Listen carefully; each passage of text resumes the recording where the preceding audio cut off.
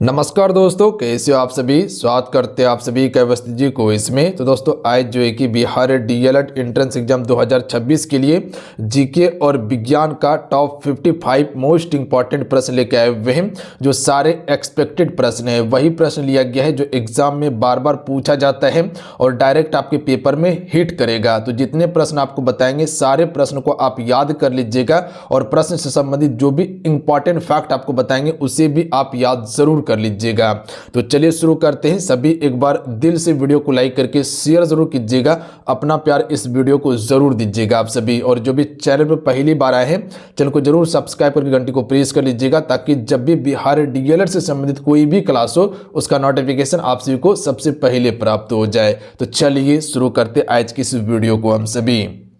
प्रश्न क्या है कि किसी श्रृंखला में प्राथमिक उपभोक्ता होता है। देखिए मोस्ट इंपॉर्टेंट प्रश्न है, एग्जाम में कई बार प्रश्न पूछा गया है। तो इसका right answer option number B हो जाएगा। जो भी ऑप्शन में बी टिक करे बिल्कुल करेक्ट आंसर है आप सभी का शाकाहारी। ध्यान दीजिएगा शाकाहारी में क्या आता है, जैसे बकरी हो गया, हिरन हो गया, खरगोश हो गया, ये सभी शाकाहारी है। अच्छा उत्पादक क्या होता है, जितने भी आप प्लांट देखते हैं, पेड़ पौधे देखते हैं वो सभी उत्पादक है। और जितने भी पेड़ पौधे हैं अगर उसको जो खाएगा वो आपका शाकाहारी होगा और जो शाकाहारी जानवर को खाएगा वो मांसाहारी होगा। जैसे शेर हो गया, लकड़बग्गा हो गया, गिदड़ हो गया, ये सभी क्या है, मांसाहारी होता है। बात समझे। और अपघटक क्या होता है, जो सब कुछ को खा पी के मिट्टी में मिला दे वो आपका अपघटक होता है। तो याद रहेगा आप सभी को ऑप्शन में बी करेक्ट आंसर होगा। चलिए इस क्वेश्चन का राइट आंसर कीजिएगा आप सभी। क्वेश्चन नंबर 2, भारत में मतदान की न्यूनतम आयु सीमा क्या है। देखिए कई बार प्रश्न पूछा गया, इसको आप स्टार मार्क याद रखिएगा। बता सकते हैं इस क्वेश्चन का राइट आंसर क्या होगा। देखिए मतदाता की न्यूनतम आयु अभी 18 वर्ष किया गया है, यानी कि ऑप्शन में सी राइट आंसर होगा। अगर यही क्वेश्चन पूछता कि पहले क्या था तो पहले 21 वर्ष था। घटाया गया कब, 61वां संविधान संशोधन 1988 में घटा दिया गया। घटाकर कितना किया गया, 18 वर्ष किया गया। अगर आपका उम्र 18 वर्ष हो जाता है तो आप मतदान देने के लिए बिल्कुल बाध्य हैं। बात समझे बिल्कुल।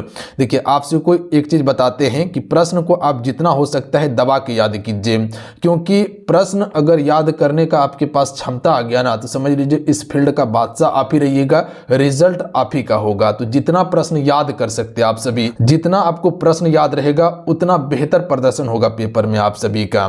तो इतना काम जरूर किया कीजिए। विश्व के जल भृतों में से डैश से थोड़ा कम मीठे पानी को भूजल के रूप में संग्रहित किया जाता है।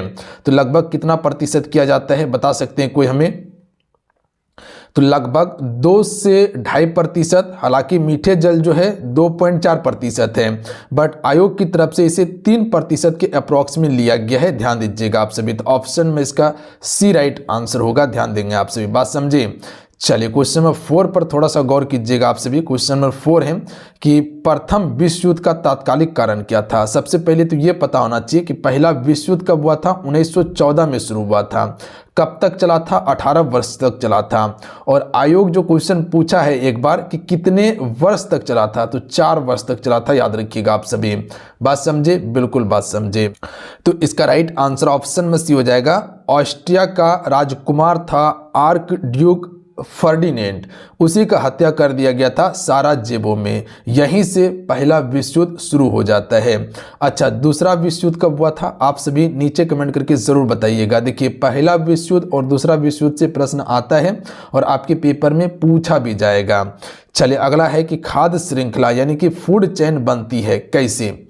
चलिए क्वेश्चन नंबर 5 का राइट आंसर कीजिएगा और इंपॉर्टेंट प्रश्न है, इसको आप स्टार मार्क याद रखिएगा आप सभी।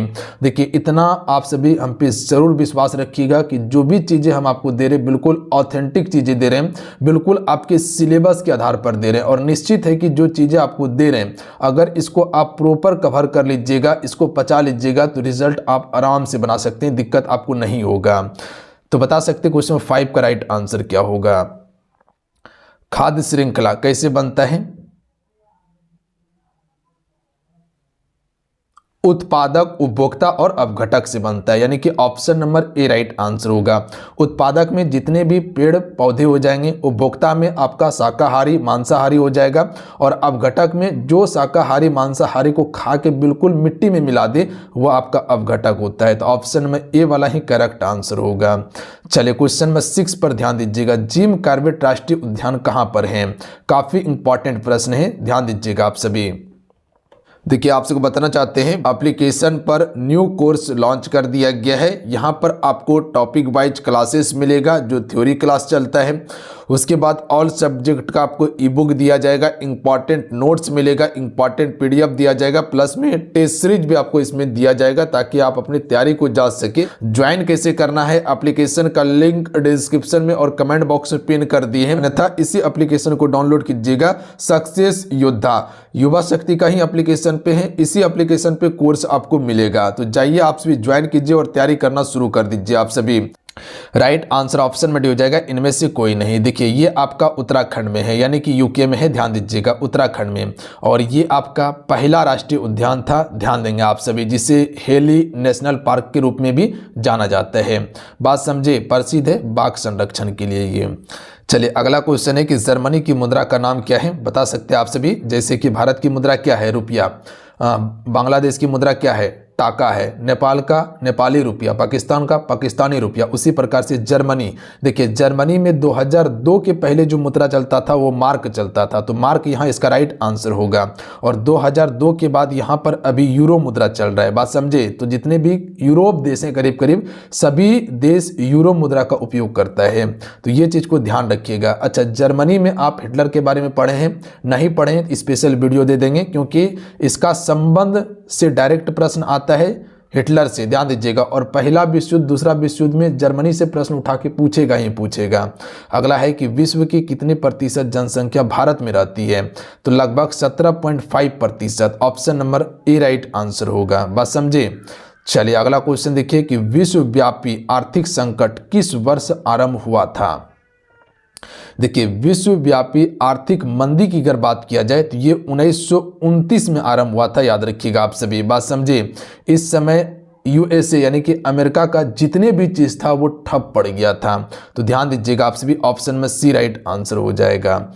चलिए अगला क्वेश्चन देख लीजिएगा, सत्ता में भागीदारी का सही लाभ क्या है? देखिए फ्रेंड, जितने भी मेरे साथ में जुड़े हुए हैं आप सभी वीडियो को लाइक जरूर कर दीजिएगा, आपका एक लाइक मोटिवेट कराता है। और इतना मेहनत जो हम करते हैं सिर्फ आप ही के लिए मेहनत करते हैं, तो एक काम जरूर कीजिएगा कि सेशन को लाइक करके शेयर आपसे जरूर कीजिएगा। और जो भी चैनल पर पहली बार आए हैं ना, चैनल को जरूर सब्सक्राइब करके घंटी को प्रेस कर लीजिएगा, ताकि जब भी क्लास हो नोटिफिकेशन आप सभी को प्राप्त हो जाए। आप सभी के लिए हम स्पेशल व्हाट्सएप ग्रुप बना दिए हैं, उसको भी आप सभी जाके ज्वाइन कर लीजिएगा। आप सभी व्हाट्सएप ग्रुप ज्वाइन कर लीजिएगा, तो हर चीज से आप अपडेट रहिएगा, इतना काम जरूर कीजिएगा। लिंक डिस्क्रिप्शन में और कमेंट बॉक्स में पिन कर देंगे, बात समझे। चलिए, सत्ता में भागीदारी का सही लाभ क्या होता है? तो इसका राइट आंसर क्या होगा? लोकतंत्र की मजबूती। तो इसका right answer option number D हो जाएगा, विभिन्न समुदाय के बीच टकराव में कमी। ध्यान दीजिएगा आप सभी, जो अलग अलग समुदाय होते हैं उसके बीच टकराव में कमी हो जाता है सत्ता में भागीदारी का लाभ। चलिए अगला क्वेश्चन देख लीजिएगा, यूएनओ का कौन सा अंग प्लेस दी हैग नीदरलैंड में पीस प्लेस का कार्य करता है? अच्छा, यूएनओ के बारे में आपसे पढ़े हैं? नहीं पढ़े हैं तो स्पेशल क्लास देंगे, इसके बारे में आपको बिल्कुल डिटेल में बताएंगे, क्योंकि यूएनओ से 1 से 2 प्रश्न पूछा जाता है, जैसे सुरक्षा परिषद, महासभा के बारे में, आर्थिक सामाजिक परिषद, अंतर्राष्ट्रीय न्यायालय से प्रश्न पूछा जाता है। तो ध्यान दीजिएगा, यहाँ पर जो कार्य कर रहा है वह अंतर्राष्ट्रीय न्यायालय कार्य कर रहा है, तो ऑप्शन नंबर क्या हो जाएगा? डी राइट आंसर होगा। नीदरलैंड के पीस प्लेस में जो कार्य कर रहा है वह अंतर्राष्ट्रीय न्यायालय कर रहा है, यूएनओ का एक अंग है अंतर्राष्ट्रीय न्यायालय। उसी प्रकार से सुरक्षा परिषद भी एक अंग है, महासभा भी एक अंग है यूएनओ का। चलिए अगला क्वेश्चन देख लीजिएगा कि बिहार में अति जल दोहन से किस तत्व का संकेंद्रण बढ़ा है? तो राइट आंसर हो जाएगा आर्सेनिक। देखिए आर्सेनिक जो है सबसे खतरनाक माना जाता है, याद रखिएगा, इससे कैंसर भी हो सकता है, ध्यान दीजिएगा आप सभी। और पानी में इसका मात्रा ज़्यादा बढ़ रहा है बिहार में। अगला क्वेश्चन है कि ट्रांसफार्मर का सिद्धांत आधारित है? तो इसका राइट आंसर होगा विद्युत चुंबकीय प्रेरण के सिद्धांत पर आधारित है, बी राइट आंसर होगा, याद रखिएगा। चलिए अगला है कि विद्युत मोटर निम्न सिद्धांत के अनुसार कार्य करती है। देखिए विद्युत मोटर जो है ये आपका फैराडे की नियम के अनुसार कार्य करती है, तो याद रखिएगा आपसे फैराडे के नियम के अनुसार, बात समझे। चलिए अगला क्वेश्चन है कि स्वराज पार्टी का स्थापना किस वर्ष की गई थी। देखिए स्वराज पार्टी की बात किया जाए तो 1923 में इसकी स्थापना होता है। किसके द्वारा किया गया था? CR दास और मोतीलाल नेहरू के द्वारा किया गया था 1923 में। अच्छा 1919 में क्या हुआ था? जलियांवाला बाग हत्याकांड हुआ था, प्लस में इसी समय रॉलेट एक्ट पारित हुआ था, याद रखिएगा। 1922 में क्या होता है? चोरा चोरी कांड होता है। 1920 में असहयोग आंदोलन प्रारंभ हुआ था महात्मा गांधी जी के द्वारा, तो याद रखिएगा। अगला है जलियांवाला बाग के नरसंहार के समय भारत का वाइसरॉय कौन था? तो अभी बताए थे कि 1919 में जलियांवाला बाग हत्याकांड हुआ था और इस समय भारत का वाइसरॉय कौन था? लॉर्ड चेम्सफोर्ड था, तो option number D right answer होगा।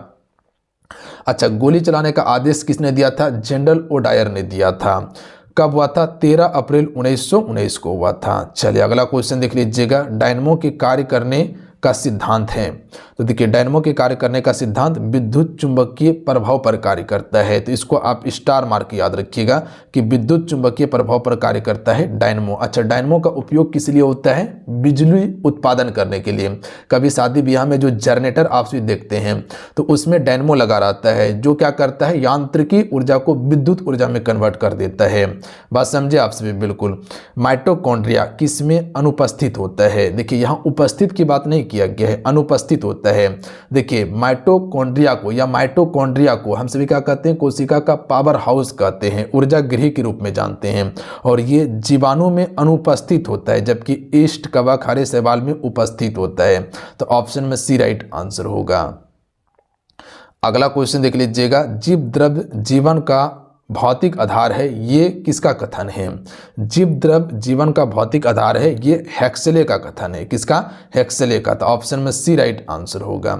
आइए अगला है कि अंतःप्रद्रव्य जालिका जिसे एंडोप्लाज्मिक रेटिकुलम कहते हैं, इसकी खोज किसने किया था? तो इसकी खोज पोर्टर ने किया था। किसने? पोर्टर ने। ये सभी प्रश्न जो है इंपॉर्टेंट प्रश्न है, डायरेक्ट आपके पेपर में हिट करेगा, तो इसको याद रखिएगा आप सभी। देखिए एंडोप्लाज्मिक रेटिकुलम की बात किया जाए तो ये दो प्रकार का होता है। एक आपका जो होता है वो खुरदरी होता है जिसपे राइबोसोम होता है, याद रखिएगा, जो प्रोटीन का संश्लेषण करता है, और इसी के नीचे एक होता है बिल्कुल प्लेन जिसपे कह सकते हैं कि कुछ भी नहीं पाया जाता है। तो दो प्रकार का होता है, एक चिकनी एक खुरदरी होता है। अगला है वास्तविक केंद्रक किसमें अनुपस्थित होता है? देखिए वास्तविक केंद्रक की बात किया जाए तो ये जीवाणु में अनुपस्थित होता है, जबकि उपस्थित ये सभी में होता है।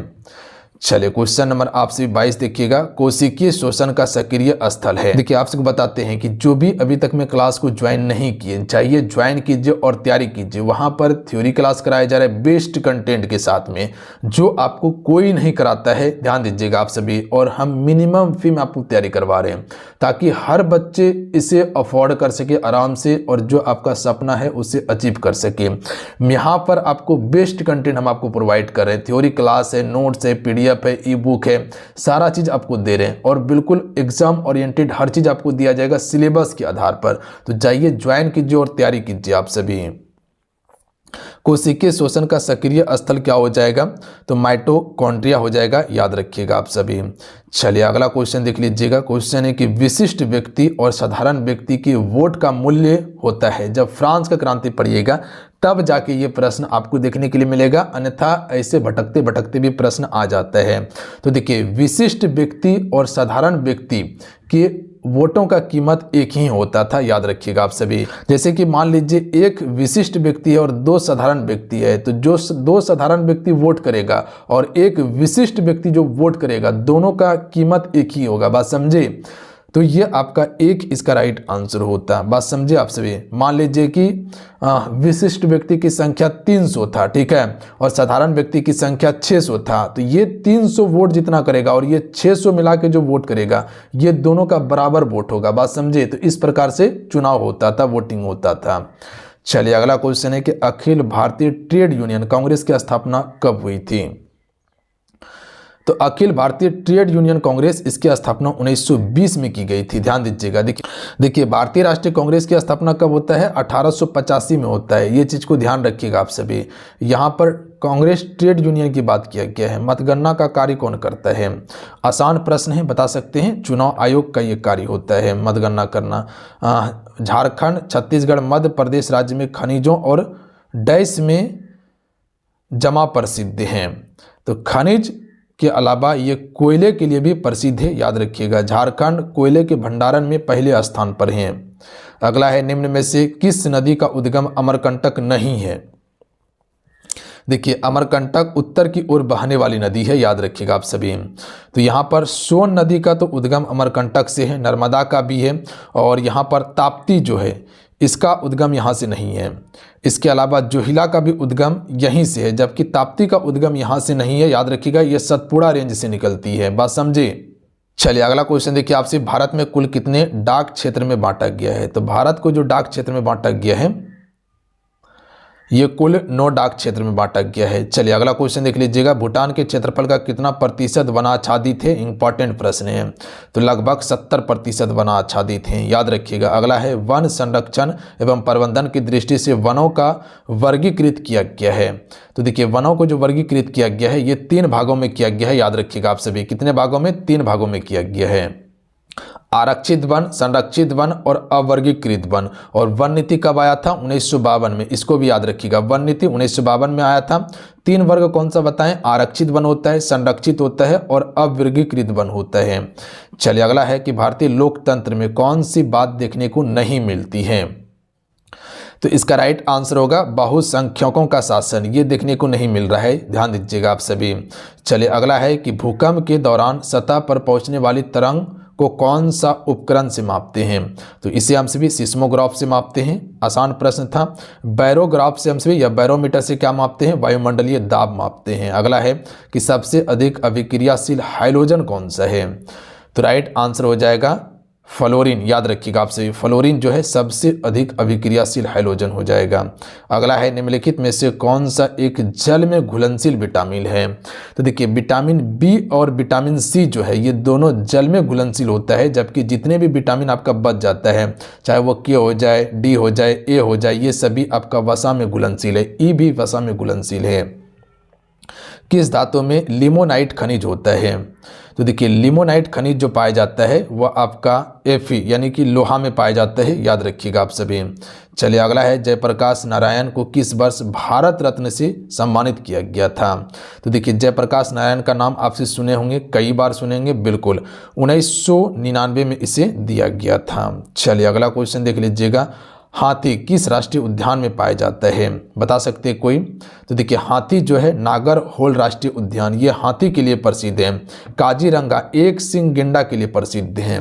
भारत का सबसे बड़ा बाघ अभ्यारण्य टाइगर रिजर्व कौन सा है? तो इसका राइट आंसर हो जाएगा नागा अर्जुन, याद रखिएगा आप सभी। चलिए अगला क्वेश्चन देखिए। महात्मा गांधी राष्ट्रीय समुद्री उद्यान ये कहाँ पर स्थित है? चलिए इस क्वेश्चन का राइट आंसर कीजिएगा और इसको आप स्टार मार्क याद रखिएगा, प्रश्न आपके पेपर में आ सकता है। पोर्ट ब्लेयर याद रखिएगा जो अंडमान निकोबार की राजधानी है। चलिए अगला क्वेश्चन पर ध्यान दीजिएगा थोड़ा सा आप सभी। मैंग्रोव वनस्पति का मुख्य घटक है? तो देखिए मैंग्रोव वनस्पति का मुख्य घटक हो जाएगा राइजोफोरा, याद रखिएगा आप सभी। क्या हो जाएगा? राइजोफोरा, याद रहेगा। चलिए आइए अगला है कि समुद्र के किनारे की वनस्पति कहलाती है? तो जो समुद्र के किनारे वनस्पति जो पाई जाती है इसे हम सभी लवणोद्भिद वनस्पति कहते हैं। ऑप्शन में ए राइट आंसर होगा। अगला है, निम्नलिखित में से किस विटामिन में कोबाल्ट होता है? तो देखिए कोबाल्ट विटामिन B12 में पाया जाता है, जिसे कोबालामिन के नाम से जानते हैं, और कोबाल्ट का उपयोग कैंसर के इलाज में भी करते हैं हम सभी। अगला है, स्वर्ण आभूषण की सफाई हेतु कौन सा अम्ल का उपयोग किया जाता है? तो आसान प्रश्न है, नाइट्रिक अम्ल का उपयोग किया जाता है। तो ऑप्शन में ए राइट आंसर होगा। अगला है, दाब को मापने के लिए उपयोग किया जाने वाला यंत्र है? देखिए इसका पीडीएफ जो है ये वाला वो टेलीग्राम पे दे देंगे, तो जाके डाउनलोड कर लीजिएगा आपसे भी टेलीग्राम से, लिंक डिस्क्रिप्शन में दिया हुआ है। तो दाब को मापने वाला यंत्र को हम सभी क्या कहते हैं? मैनोमीटर, जिसे दाब मापी के नाम से जानते हैं। इसको आप याद रखिएगा, दाब मापी या इंग्लिश में दे तो मैनोमीटर होगा। चलिए अगला है, प्रेशर कुकर का हैंडल के लिए बेंकेलाइट का उपयोग करने का मुख्य कारण क्या है? तो देखिए, जो प्रेशर कुकर में ब्लैक वाला हैंडल रहता है उसमें बेंकेलाइट का उपयोग करते हैं। क्यों करते हैं? तो याद रखिएगा, ये ऊष्मा का कुचालक होता है जिससे हाथ नहीं जलता है पकड़ने के बाद। अगला है, प्रति इकाई समय में पूर्ण दोलन की संख्याओं को डैश कहा जाता है। तो इसे हम सभी क्या कहते हैं? आवृत्ति कहते हैं। याद रखिएगा आप सभी, क्या कहते हैं? आवृत्ति। चलिए अगला है, जीवों में समानता और अंतर से संबंधित विज्ञान डैश कहलाता है। तो जीवों में समानता और अंतर से संबंधित विज्ञान को हम सभी अनुवांशिकी कहते हैं। क्या कहते हैं? अनुवांशिकी। याद रहेगा आप सभी को। सीएनजी का पूर्ण रूप क्या है? कई बार ये प्रश्न अलग अलग एग्जाम में पूछा गया है, तो आपके एग्जाम में भी आ सकता है। इसे कंप्रेस्ड नेचुरल गैस के रूप में जानते हैं। याद रखिएगा आप सभी, कंप्रेस्ड नेचुरल गैस। अगला है, भौतिक राशि प्रतिबल की इकाई क्या है? तो पास्कल हो जाएगा। याद रखिएगा, प्रतिबल की इकाई, यानी कि भौतिक राशि पूछा गया है जिसमें प्रतिबल की इकाई बताना है तो पास्कल होगा। संदूषित भोजन खाने से क्या होगा? देखिए, संदूषित भोजन अगर खाते हैं तो इससे खाद्य विषाक्तन हो सकता है। याद रखिएगा आप सभी, संदूषित यानी कि प्रदूषित भोजन जिसे कहा जाता है। अगला है, 73वां संविधान संशोधन का संबंध किससे है? तो आसान प्रश्न है, बता सकते हैं पंचायती राज से संबंधित है, क्योंकि इस समय इसको दर्जा दिया गया था। 73वां संविधान संशोधन 1993 में दर्जा मिला था, पता है आप सभी को? बिल्कुल। और 29 विषय पर काम करने के लिए दिया गया था। देखिए, पंचायती राज का उल्लेख सबसे पहले अनुच्छेद 40 में ही किया गया था। अगला क्वेश्चन है कि बिहार में बहने वाली नदियों में से किसका उद्गम अमरकंटक है? तो देखिए, अमरकंटक अभी बताए थे कि सोन नदी का उद्गम अमरकंटक है और इसका मुहाना कहाँ है? गंगा नदी। याद रखिएगा आप सभी। अगला है, बिहार में तेल शोधक कारखाना कहाँ पर है? बरौनी में। याद रखिएगा, कई बार प्रश्न पूछा गया है ये वाला। अगला क्वेश्चन है कि भारत में महिलाओं के लिए स्थान आरक्षण या आरक्षित जो किया गया महिलाओं के लिए, वो कहाँ किया गया है? तो ये पंचायती राज संस्थानों में ही आरक्षित किया गया है महिलाओं को। याद रखिएगा, यानी कि महिलाओं के लिए आरक्षण की बात पंचायती राज में किया गया है। राष्ट्रपति चुनाव संबंधित मामले किसके पास भेजे जाते हैं? तो ये मामला उच्चतम न्यायालय के पास जाता है। याद रखिएगा आप सभी, जो उच्चतम न्यायालय होता है जिसे हम सभी सुप्रीम कोर्ट कहते हैं, तो राष्ट्रपति के चुनाव से संबंधित मामला यहीं पर भेजा जाता है।